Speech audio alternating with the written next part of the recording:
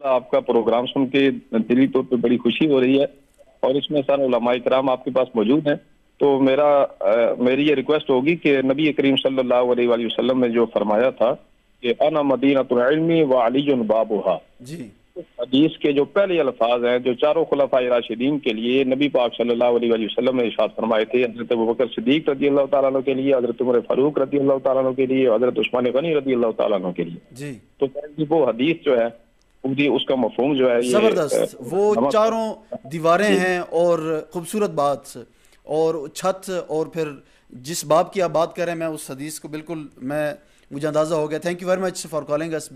جس حدیث کا ذکر کالر نے کیا اس پر تھوڑی سی گفتگو فرمائی. اس کی دیواریں بھی ہوتی ہیں، اس کی چھت بھی ہوتی ہے، تو جس طرح کے اس حدیث شریف کے الفاظ ہیں باقی صحابہ کرام کے بارے میں فرمایا گیا کہ وہ دیواریں اور چھت، اس پہ تھوڑی سی گفتگو فرمائی.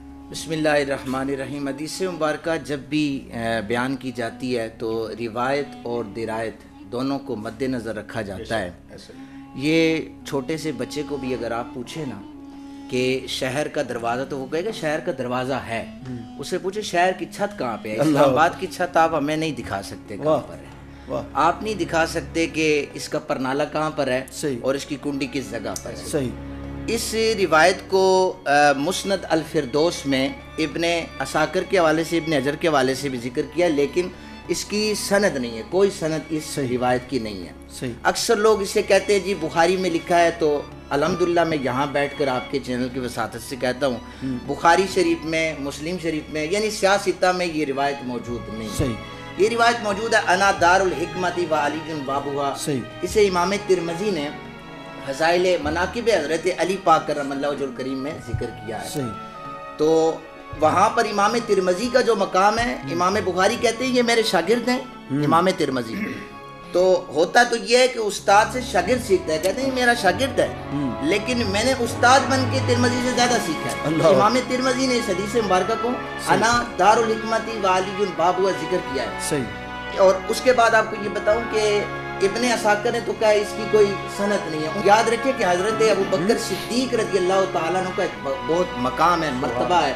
حضرت عمر بن خطاب رضی اللہ تعالیٰ عنہ، حضرت عثمان غنی ذو النورین رضی اللہ تعالیٰ عنہ. ایک صحابی کا بھی کوئی انکار کرے گا تو وہ نظر رسالت مآب صلی اللہ علیہ وسلم کا انکار کرے گا. اس لیے ہمیں ضرورت ہی نہیں ہے ہم کسی صحابہ کرام کی شان میں موضوع حدیث کا سہارا لیں، ہم من گڑت حدیث کا سہارا لیں. ایسی بات نہیں. ہم الحمدللہ حضرت ابوبکر صدیق پاک کی شان صحیح حدیث سے سناتے ہیں، حضرت عمر پاک کی، حضرت عثمان پاک کی، اور دیگر جتنے صحابہ کرام ہیں ہمیں وہ صحیح حدیثیں ان کی موجود ہیں. تو موضوع حدیث کی طرف ہمیں جانے کی میرے خیال سے ضرورت نہیں ہے. حضرت ابو سعید خدری رضی اللہ تعالیٰ حضرت کی بات کو آگے بڑھا رہا ہوں، اجازت اسی لیے لی ہے میں نے. کننا نعرف المنافقین کہ ہم پہچان لیا کریں، یہ ماضی استمراری ہے اور قیامت تک جب بھی کسی منافق کی پہچان کی ضرورت پڑے آپ ذکر علی چھیڑیں، منافق جگہ جگہ سے بولیں گے. صحابہ کرام کے حوالے سے اس دور میں اگر کوئی ترازو لگائے تو یہ اس کی غلط فہمی ہے. میں آپ کو صرف ایک حدیث مبارکہ سناتا چلوں. حضرت علی پاک روایت سنا رہا ہوں. حضرت علی پاک کرم اللہ وجہ الکریم نے خواب دیکھا، مسجد نبی شریف میں سرکار دو عالم صلی اللہ علیہ وسلم تشریف فرمائے اور ایک شخص آیا، اس نے کھجوروں کا ٹوکرا دیا. تو نبی پاک صلی اللہ علیہ وسلم نے وہ حضرت علی پاک کو ایک کھجور دی. اس کے بعد آپ خواب سے بیدار ہوئے، صبح فجر کی نماز میں آپ تشریف لے گئے. حضرت امیر المومنین حضرت عمر بن خطاب رضی اللہ تعالیٰ عنہ آپ وہاں پر تشریف فرماتے، وہی انداز تھا.